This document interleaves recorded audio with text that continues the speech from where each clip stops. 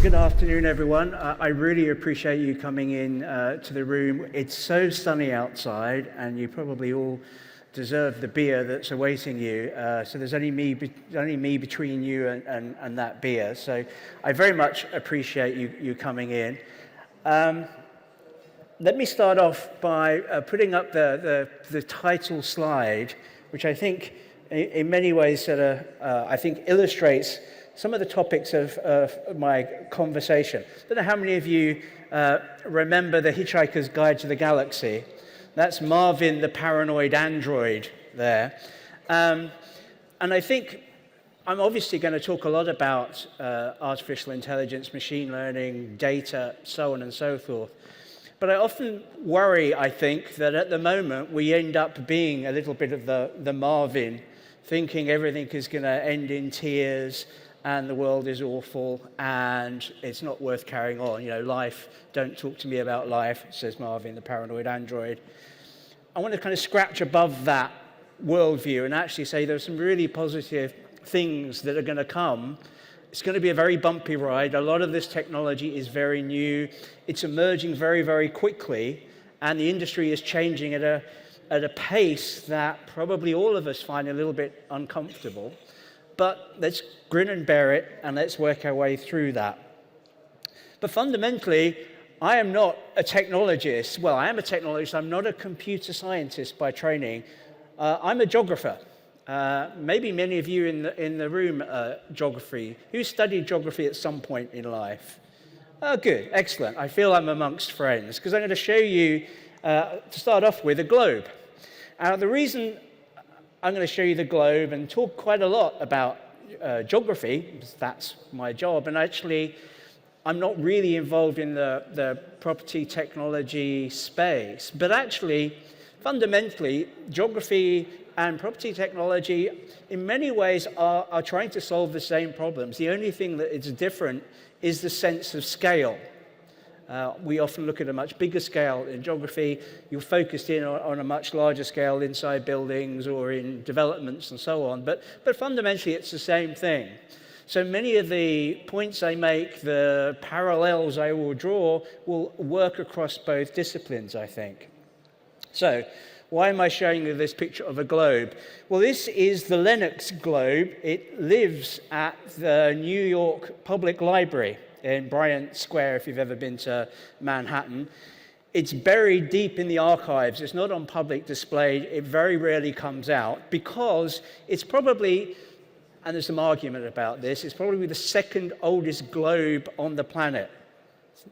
So incredibly rare, incredibly valuable. But what's interesting about this particular globe is actually what's on the back side of the globe. So you can imagine the front side of the globe, if you can choose what is the front side, has, Europe, Africa, bits of North America, and then it starts to get a bit vague the further round the other side of the globe you get. To the point that on the kind of direct opposite side to Europe on the globe, it says there, it's probably not very clear, Hic sunt draconis, here be dragons. We don't know what's going on here. It's beyond the realms of our knowledge and understanding. Now, the reason I draw this point out is that actually making maps, building our built environment, it's constantly changing. The world is constantly changing on a minute-by-minute basis. And those of you, and I'm going to apologize, those of you who got lost using Google Maps coming from North Greenwich Station to here, it's because the world keeps changing and we struggle to keep up with it. So, hic sunt draconis, there will always be dragons, there will always be parts of the world that we don't know about. Indeed, we are never finished in our unending task to make a map of the world that is up to date and useful and accessible to people. In the same way that the world, the environment, is never finished. We just keep going, and actually, as time progresses, it gets harder and harder to make a map of the world because our needs, our requirements, what we want the map of the world to do is increasingly becoming more and more sophisticated. And that's a point I want to just focus in on for a little bit. the Maps app on your phone, whether it's Google or Apple or here or whoever you choose to use as your mapping application. We call it a Maps application. It sits there on your phone. It's probably one of the applications that you use most frequently alongside Instagram, Snapchat. It's probably used by most people, probably all people nowadays, much more than the phone app on your phone is used. I mean, when was the last time you used your phone to actually call somebody? Probably not that recently. And your kids perhaps never have actually used their phone to make a call. That's one of the unique characteristics of the phone. But the Maps app is in some ways kind of constrained by the term, a map, and what we think of as a map. I like to kind of go back to my science fiction basis you saw from The Hitchhiker's Guide to the Galaxy. It's a map, Jim, but not as we know it. It's a map, but actually it's more than that. A map, in many ways, we think of as something static that you look at, you make a plan. But maps today on our mobile devices are much more than that.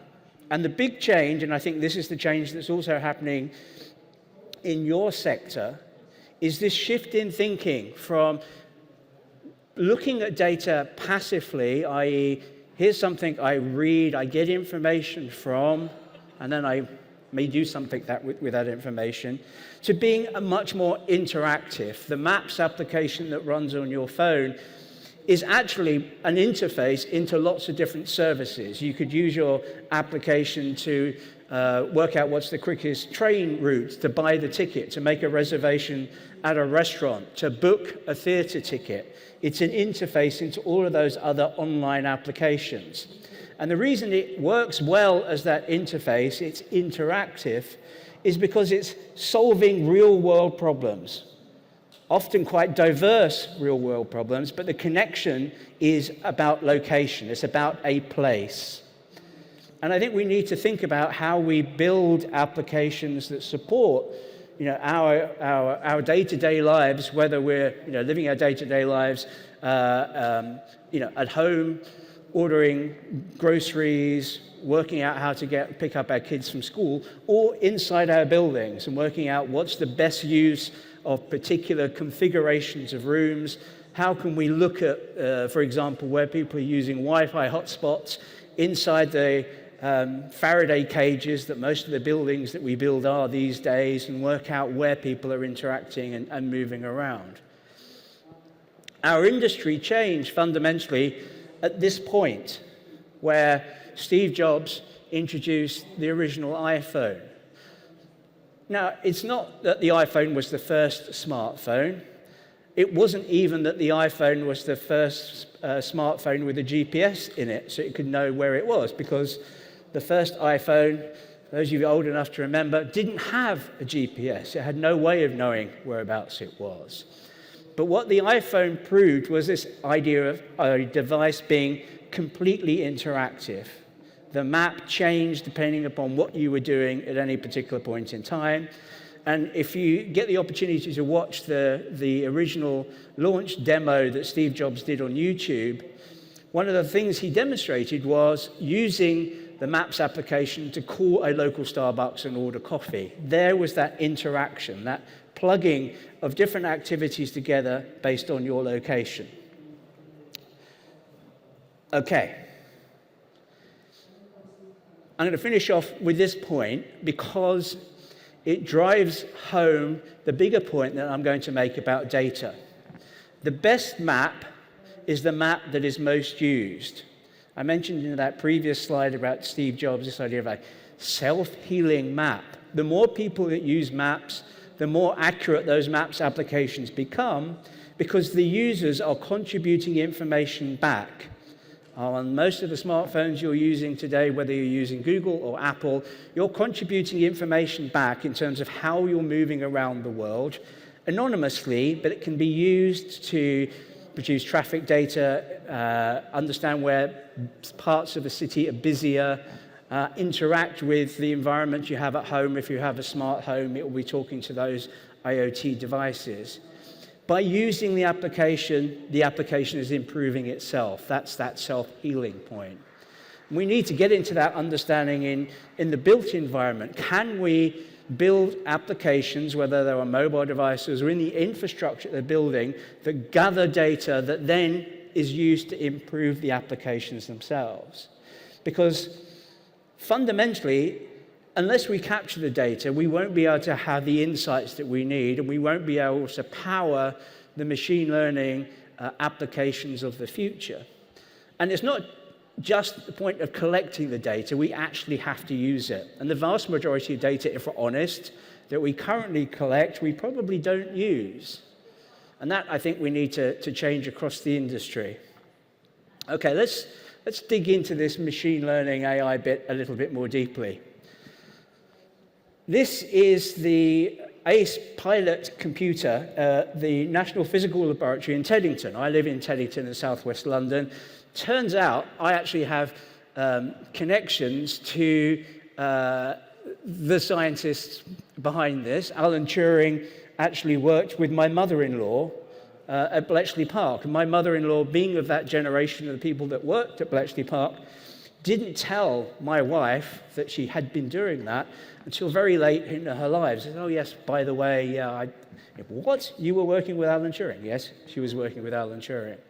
Alan Turing, as we know, came up with this concept, the imitation game, now known really as the Turing test. Can we build a machine that we can convince someone that it's intelligent? Now, in many ways, today, we look at the Turing test, we look at the systems that we know around ChatGPT and Gemini and so on.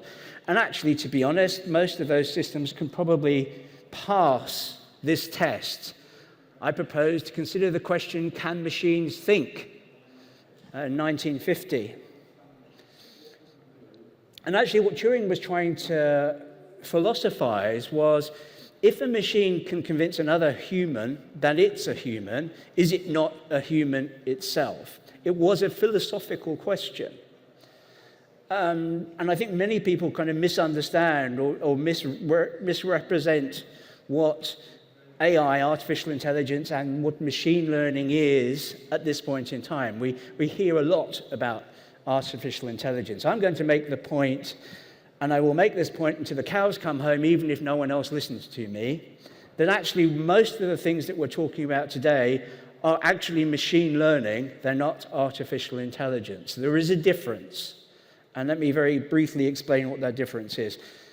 Machine learning is basically doing pattern recognition. It's getting large volumes of data and looking at statistical relationships in that data. Artificial intelligence is built, or artificial intelligence includes machine learning, but it actually has a much higher bar of entry, which is about the ability to almost cognitate on data, to make inferences. And in many cases, we're not there yet. And there's always an argument that general artificial intelligence is going to be about 10 years away. Well, that 10 years keeps moving, even though machine learning becomes more and more sophisticated. Machine learning isn't new. We've been doing machine learning in Google at least 10 to 15 years in terms of geospatial technology. What has changed, and why the focus on AI now is in the development of large language models and transformers that operate on those large language models that give the impression that you are, in effect, talking to a human and you're making those inferences. And then clearly, where generative AI builds on top of that is the creation of new data based on the data that has been trained. Let me make that a bit more concrete by looking at some real examples. So, as I said, at least 10 years of machine learning in geospatial technology. If you look on Google Maps, you look at most of Africa, any particular African country, all of the building polygons that you would recognize from Google Maps in London or in New York or anywhere else, in Africa, those building polygons have been generated automatically by a machine learning algorithm that's looked at satellite imagery and identified those buildings automatically. In many cases, these are maps of individual buildings that have never been mapped before, and we can use for all sorts of different purposes in terms of economic development, understanding the growth of cities. Africa by far is the most rapidly developing continent on the planet. Huge amounts of opportunity there without an infrastructure that we take for granted in the West. And the ability to map that infrastructure at a speed that would just not be possible with humans is something that machine learning is allowing us to do. And one of the things to think about in terms of machine learning is that it is a horizontal technology that allows us to scale, that allows us to do things much faster at a much larger scale than would ever have been possible before. And that's the way I think to think about it. Things that you might have wanted to do in your business previously, but you couldn't because it would take too many people or it would take too long, those are now possible.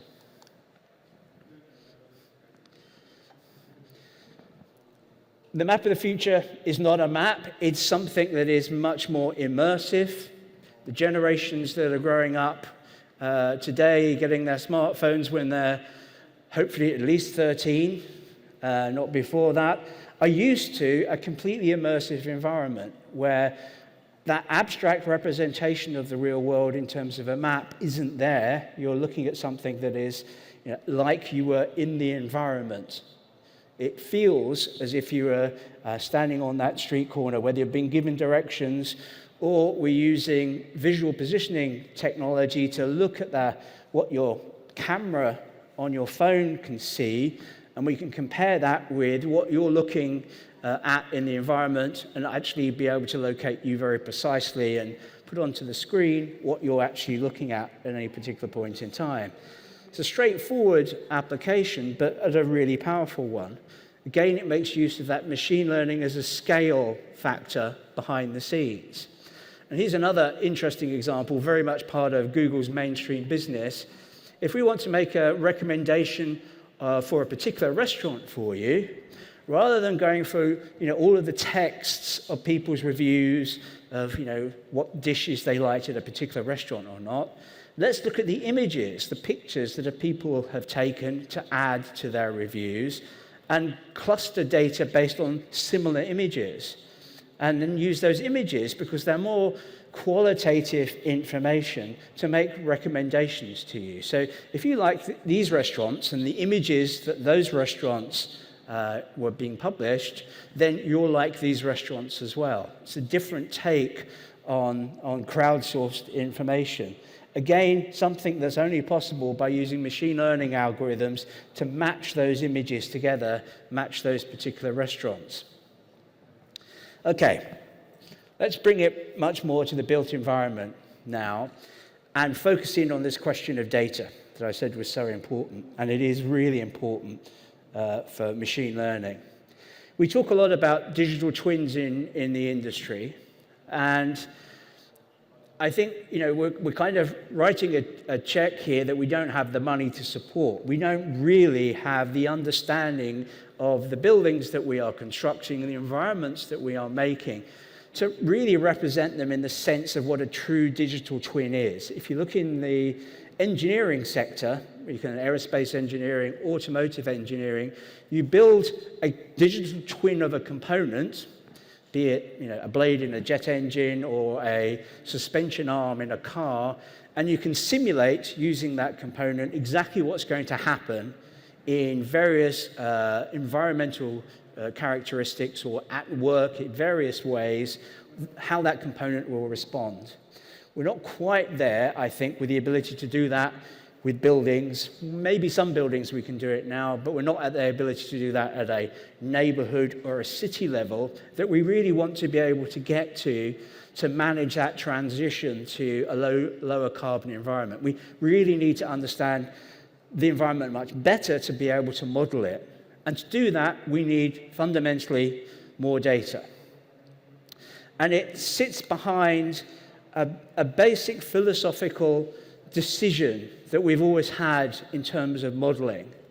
You basically could go down two routes. You could say, okay, let's develop a sort of decision tree of options, rules that we can establish that if X happens, then do Y. If Y happens, then do Z.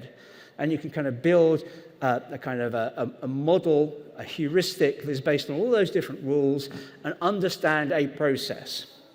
So imagine a building, imagine a hot day. What will happen if the air conditioning is switched on to only 70% compared to 90%? What's the impact going to be? We can develop a series of rules that hopefully allow us to do that.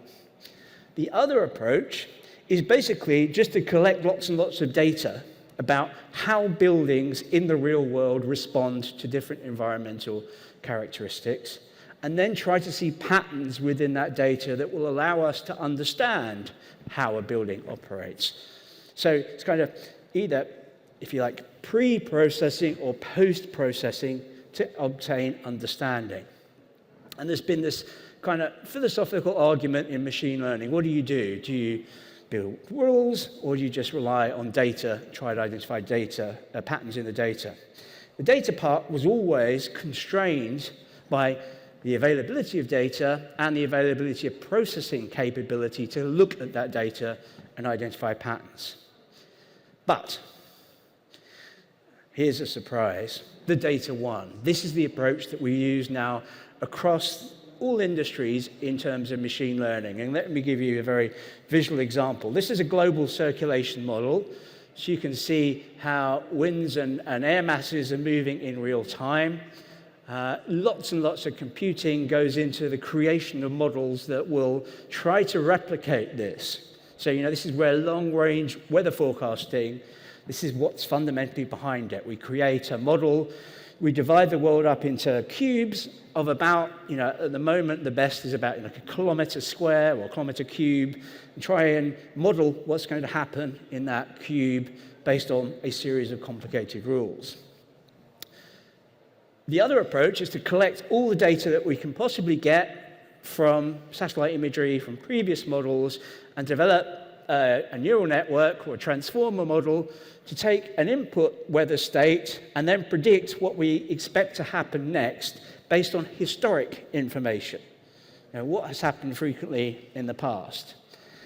And that, it turns out, works really, really well.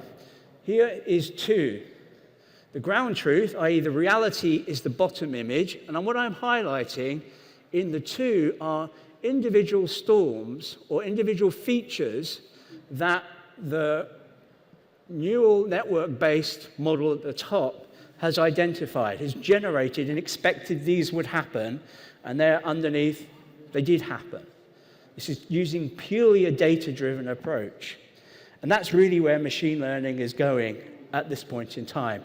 Collecting as much data as possible, drawing statistical inferences from that data, and then trying to predict what might happen in the future. And that's fundamentally what sits behind the large language models, sits behind ChatGPT, sits behind generative AI. All of it is based on data. If you haven't got the data, you can't build these AI or these machine learning models.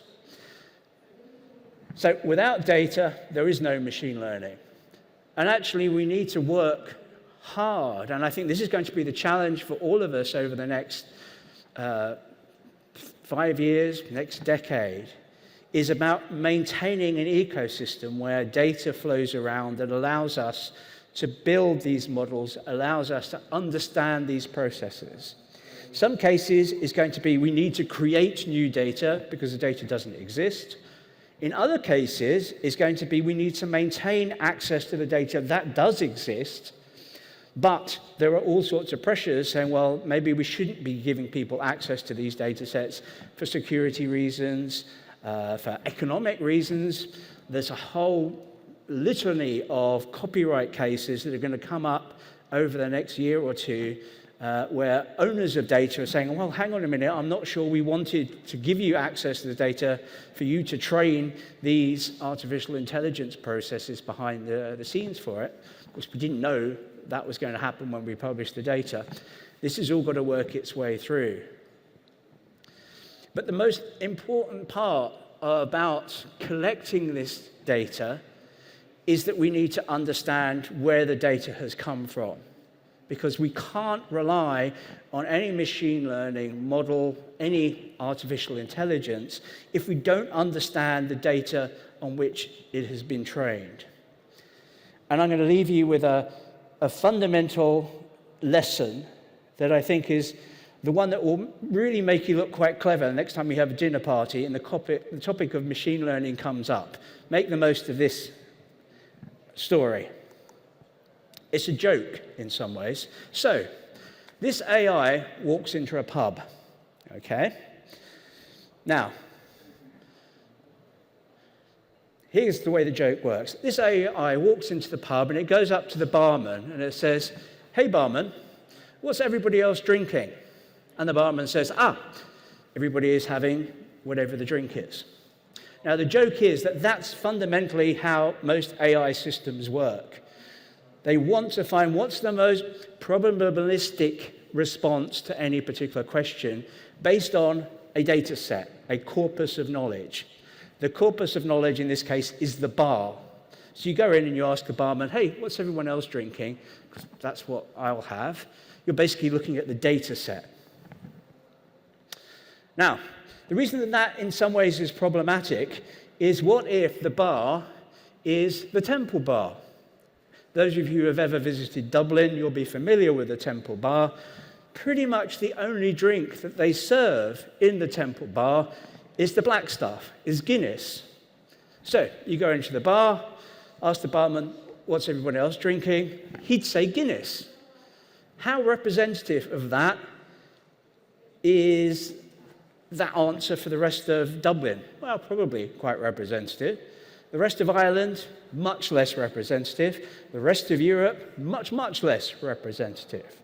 Now, we can all see that will be true. We understand that because we've got a knowledge of bars and we know what people drink in particular places.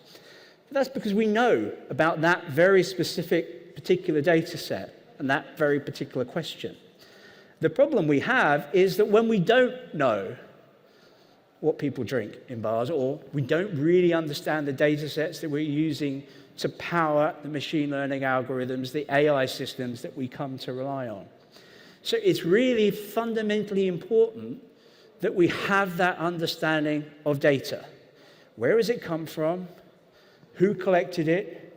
Why was it collected? Do we really have access to it? Should we be making inferences based on that data?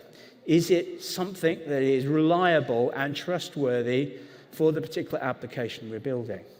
And I think there's an opportunity in the built environment space for us to start doing this properly almost from the beginning, of collecting structured data about how buildings work, how neighborhoods work, whether that's from the emissions that they create, how those buildings work in terms of the fundamental infrastructure of the buildings, how lighting, HVAC, all of that works. We need to start collecting that data in a trustworthy and reliable fashion so we can then build applications based on AI algorithms that sit on top of that.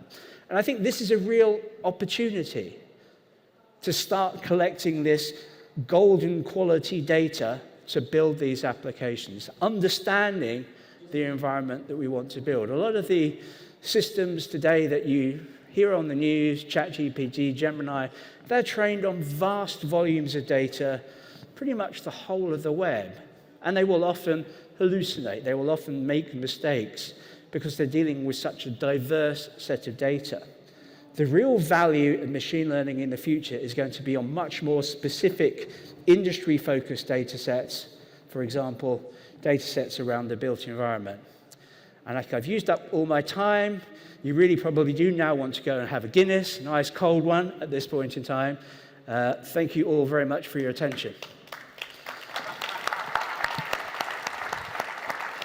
Well, I mean, I know we're up to time, but I do just have to ask, are there any questions from anyone in the audience? Because it's not every day that you have head of Google Maps here. So does anybody have a question that they'd like answered?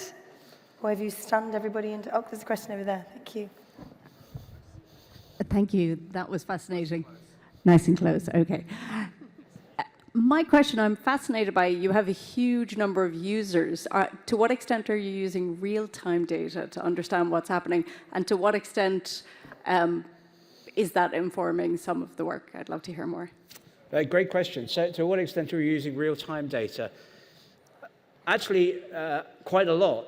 In terms of, we'll take, for example, real-time information about traffic networks, how people are driving around the city. If you look at Google Maps, you'll see the roads all colored in different colors. There are two options of looking at that. One is looking at historical data, saying, okay, what's the average traffic likely to be on a Wednesday afternoon at 5 p.m.? And then what's the real-time representation of that? And what we're beginning to see is really useful is when we overlay a little bit of machine learning on that real-time element as well, because the true real-time piece isn't that useful, because actually what you want is a sort of 5, 10, 15 minutes into the future. So if there's congestion at a particular intersection, is that likely to persist or is it likely to change? And you can tell, based on past experience usually, how long that piece of congestion is likely to exist and how the network dynamic will change throughout the day. So it's a combination of the two. There's a real value in that real-time data for when something strange happens, but actually even there, machine learning plays a role to kind of modify what the slight future is going to look like. Any other questions from the audience? I've got one, but I'm going to cough as well. Managed to get through the whole day without coughing. But so I've got a couple of questions, and then we'll let everybody sort of finish up for the day. But I'll come back close to you. So one of my questions was, you and I have spoken in the past. Sorry, Senna, don't worry. It's just going to be two questions. Yeah. We just sit down. We're not now doing a whole other interview. But you and I have spoken in the past about your thoughts on machine learning, as I'm going to call it, because you've made that very clear. That's where you stand on it. About the fact that it's absolutely full of opportunity, but that perhaps that people don't actually need to feel as nervous about it as they do. And I've always found that very reassuring. So I thought maybe you could share that with the audience. Yeah, absolutely. There's a lot of doom. The paranoid android I put up at the very beginning. Clearly, at the edge, there are risks associated with using this technology, particularly as the technology is new and is emerging very, very quickly.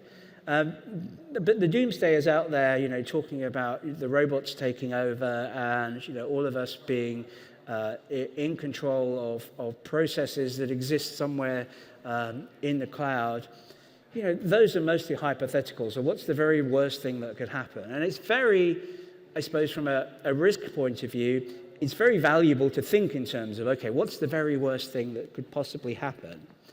But also that very worst thing that could possibly happen is also the least likely thing that is going to happen.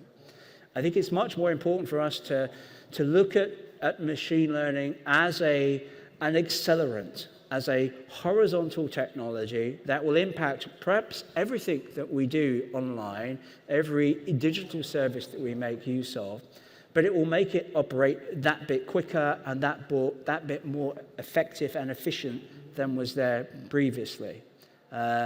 Think about when you buy a product on Amazon, and it's a pretty rubbish. I hope there's nobody here from Amazon.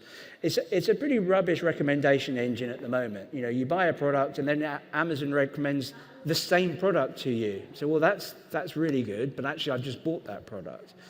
If you can use machine learning to improve those processes, just as an example, or you can use machine learning to help you better schedule meetings, the thing that we spend all of our time arguing over different calendars and trying to make that work. It's these small little incremental changes that I think will have the biggest impact. Yes, theoretically, perhaps, at some point in the future, we will build Skynet and loads of machines that will take over the world. But, that's way beyond our lifetime, our children's lifetime, and probably our children's children's lifetime. It's a long way off. Thank you very much. And finally, I love the story that when you're at dinner party meeting someone new and they ask you what you do for a living, you say, I'm a geographer. That's right, isn't it? And they have to sort of dig a bit deeper to get to the fact that you're actually head of Google Maps and Google's geographer. And then I asked you, what's the big question that they ask? And it makes me laugh. I don't know if you can remember your answer to that. But you said they always ask the same thing, but that you see it very positively. Do you remember? Yeah. The thing that I'm asked most frequently, and it is related to Street View. Street View has been a great enhancement, and it kind of, in many ways, mirrors my time at Google. I started off at Google nearly 18 years ago when we rolled out Street View, and one of the first stories I had about that was the Daily Mail coming and knocking on my neighbour's door saying, what does it feel like to be living next to the Street View guy and having your house on Street View? And they said, well, it's probably better than being in the Daily Mail, which is true enough. But the question that I'm always asked is, can you send the Street View car back to my neighbourhood because I've repainted the front door and I want it to be the right colour in Street View? So if you've repainted your house frequently, just drop me an email and I'll send the cars round straight away. There you go. I had to get that in there. Ed, thank you so much. Thank you, Ed Parsons.